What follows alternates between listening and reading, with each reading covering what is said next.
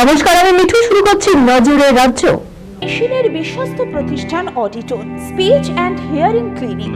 কানে শুনতে না পাওয়া বা শুনতে সমস্যা, তোতলা বা অস্পষ্ট কথা, জন্ম থেকে কথা বলতে না পারা, অল্প বুদ্ধি, কথা ও কানের যে কোনো সমস্যার সঠিক সমাধান অডিটোন।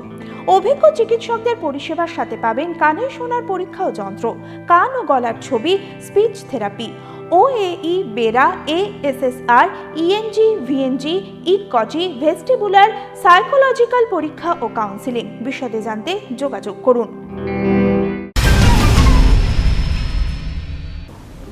পৌষ উৎসবের পাশাপাশি এবার শান্তিনিকেতনে পূর্বপল্লী মেলার মাঠেই হবে 6 দিনের পৌষ মেলা।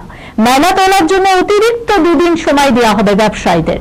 বিশ্বভারতী কেন্দ্রীয় গ্রন্থাগারে বিশ্বভারতী ও জেলা প্রশাসনের বৈঠকের পরে এই সিদ্ধান্ত নেওয়া হয়েছে।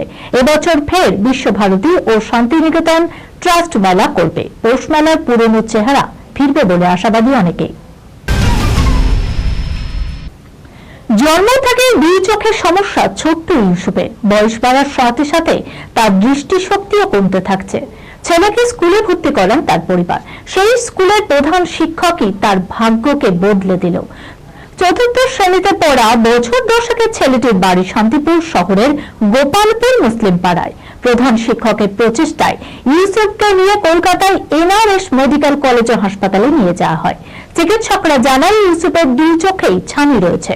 অস্ত্রোপচার করলেই তার দৃষ্টি ফিরে পাবে। অস্ত্রোপচারের পর ইউসুফ দেখতে পাচ্ছে। প্রধান শিক্ষকের প্রচেষ্টায় ইউসুফ দৃষ্টি ফিরে পাওয়ায় খুশি পরিবারের সকলেই। একদিকে কলকাতা স্ট্রিট মিউজিক ফেস্টিভ্যালের 5ম মরশুম, অন্যদিকে কিংবদন্তি সলিল চৌধুরীর জন্ম শতবর্ষ। তাই তো সুরেলা উদযাপনের আয়োজন। শ্যামসুন্দর কোম্পানি জুয়েলার্সের নিবেদনে আগামী 29 নভেম্বর সেক্টর 5-এর ক্রাফট কফিতে আয়োজিত হচ্ছে 5ম কলকাতা স্ট্রিট মিউজিক ফেস্টিভ্যাল। এই খবরের সঙ্গে শেষ করলাম আজকের নজরের রাজ্য। আপনারা দেখছেন TV 24 বাংলা, সংবাদ বিনোদন সারাদিন সারাক্ষণ।